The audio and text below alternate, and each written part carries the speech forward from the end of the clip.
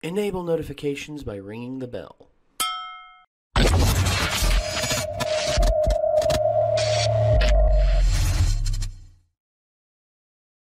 Yo, Adrian, I did it. What? Sorry. So, have either of you seen any of the Rocky films? Mm-hmm. Okay. There was a revitalization in the Rocky films back in 2015. A little movie by the name of Creed came out. Did either of you see it? Mikey, you said you hadn't? Didn't actually. Okay. Well, I've seen it, and it's actually one of the best. I'd say it's better than the majority of the Rocky films.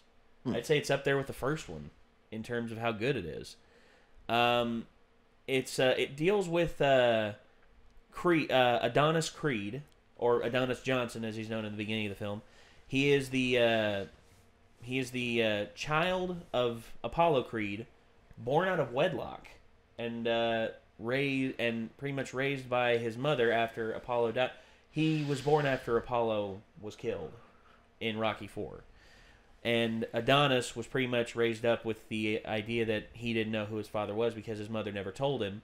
But then Apollo's wife, Apollo's widow, eventually finds out about Adonis and finds him in a young boys, pretty much in a juvenile detention center for young boys. And he's pretty much he's pretty much just like his dad, hot-headed, fighting all the time. And Marianne, Apollo's widow, pretty much says, "I want you to come live with me." And Adonis asks, "What was my dad's name?" And Apollo Creed. And Adonis pretty much comes up through the Creed family. He's never had to worry about money his entire life, but he feels like he has to do something related to boxing. So he takes up boxing, and he is told by pretty much every trainer that, "No, I'm not going to train you because of your dad, because your dad died in the ring. Plus you're a rich boy. I mean, what would you know about struggle? What would you know about fighting and all this and all that?" And pretty much every trainer tells him no, and then he goes to Philadelphia, where he finds Rocky Balboa. And Rocky at first does not know who he is, but then Adonis talks to Rocky about the supposed third fight between Rocky and Apollo that they had at the end of Rocky III. And Adonis knows facts that not even Rocky told. Rocky didn't tell almost anyone. And Adonis, he's like, "How do you know all this? How do you know all this, kid?" And Donnie says, "I'm his son." And Rocky, we actually find out who won the third fight between Rocky and Apollo. It was Apollo.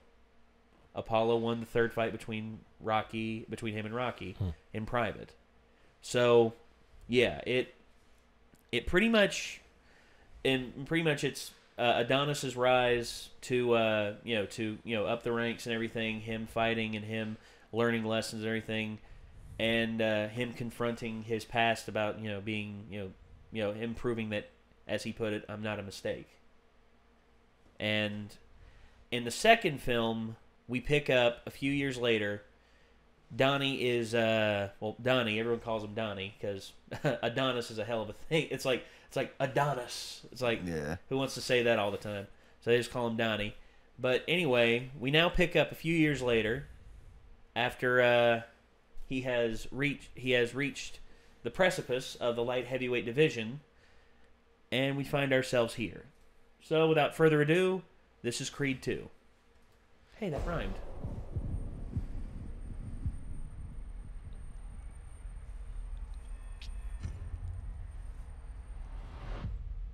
We got this.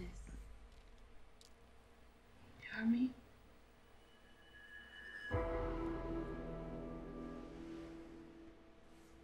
In the ring, you got rules. Outside, we got nothing. Life hits you with all these cheap shots. People like me live in the past. You got people that need you now. Hey. You got everything to lose. This guy's got nothing to lose. I ain't got a choice. That's the same thing your father said, and he died right here in my hands. Listen to me, this guy He's dangerous. But you don't think I could beat him?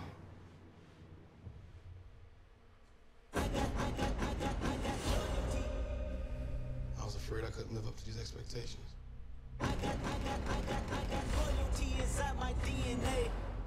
You don't think you got your validation? I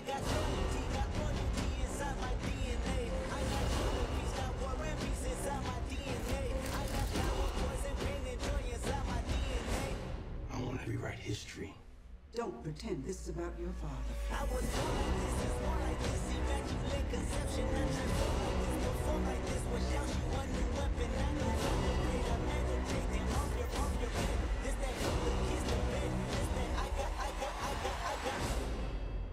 It may not seem like it now, but this is more than just a fight.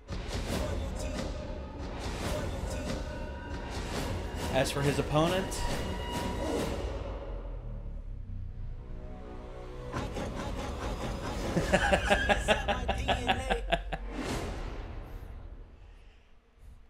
Victor Drago, the son of Ivan Drago from Rocky IV. Oh, man. And the guy they got to play, Victor Drago, is a beast. Literally. The guy looks like he is chiseled out of frickin' granite. Like, honestly, shredded to the frickin' core. And here's a bonus for this one. They're bringing back Dolph Lundgren as Ivan to train Victor in America. Nice. Whereas how they're drawing out the plot line, how people are drawing out the plot line from the synopsis is Ivan has brought Victor to the United States to train in the old school style instead of like new school. How Ivan trained in 4, he trained with the new technology, new everything, anabolic steroids and all that, and lost. Whereas I think Ivan wants Victor to know the hunger of actually training old style and not having technology at your disposal to where you have to do you have to train in the grit. You have to develop in the grit, and thus you understand the toughness. You understand the toughness you have to have in order to fight. Because not to mention everything you've attained through putting in your own work, not with anything assisting you. Yes. And therefore, it gives you more of a drive to use it to succeed, I would think. Yeah.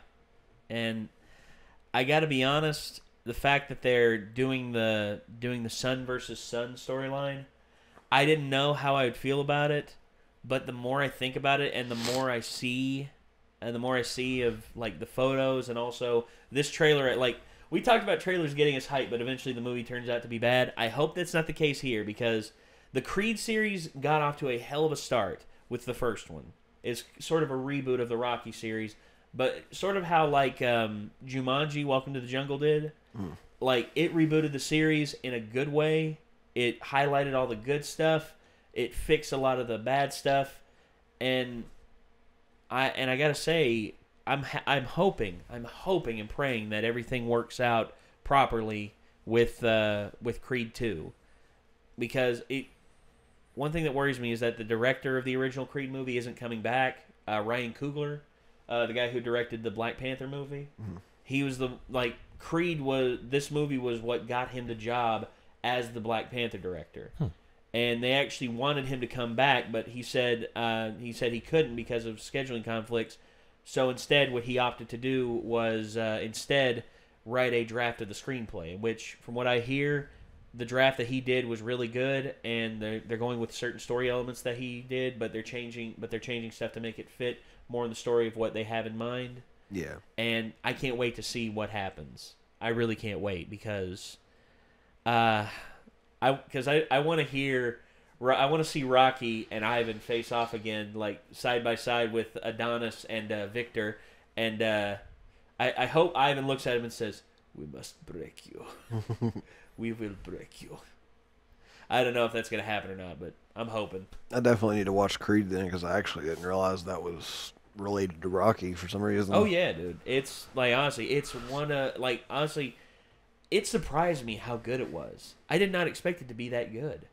And it blew me away with just how it made me feel. I was like, wow, I hated the Rocky franchise because of this and that. Now I feel bad because this actually makes me miss the Rocky movies in some way, because you want to go back after watching these and you want to witness these things. You want to witness it again. Yeah. Actually, let me show you. Actually, also just think it's cool how they're like this is actually making these with the same actors as they get older and stuff, and making it fit with their age, and instead of like trying to keep making movies within the same kind of timeline and just trying to doctor them up to still look young and stuff like that. Yeah, which in certain cases does work. Case in point with Jeff Bridges in Tron Legacy. Yeah. I'm glad they kept him looking old and grizzled, but yet you also had Clue, looking still like how he did back when he first designed him, and it was just like, yeah, it works, but at the same time, you also have Jeff Bridges in his original form, and it's just like, you got kind of the best of both worlds there. Yeah. Now, that didn't save the film overall, but still, the fact that they went to that effort was actually pretty cool. Yeah. I like that movie. Well, I did too. I liked it as well, but overall, it fell flat of my expectations. I guess it's because my expectations were really high. I mean, I didn't really have a lot of expectations for it. I mean, because the original Tron was a little bit clunky. Oh, it was rough to watch. Yeah. It was rough to watch, So no doubt. I thought it was super fun. Oh, well, there you go. But actually, just to show you, they have every Rocky movie, they have what they call a rough take. And what that is they usually hire like a professional boxer to come in and like be the enemy. Like in Creed, they hired Tony Bellew, who is like one of the top tier ranked like light heavyweights and cruiserweights in the world, and they hired him to come in to be Adonis's opponent in the film. And this was the rough take that they did. They actually asked Tony Bellew to turn loose on Michael B. Jordan, the guy who plays Adonis, for one massive take. It was the slow-mo shot of, like, how they do the big slow-mo shot punches and everything. This was one of them. So, yeah.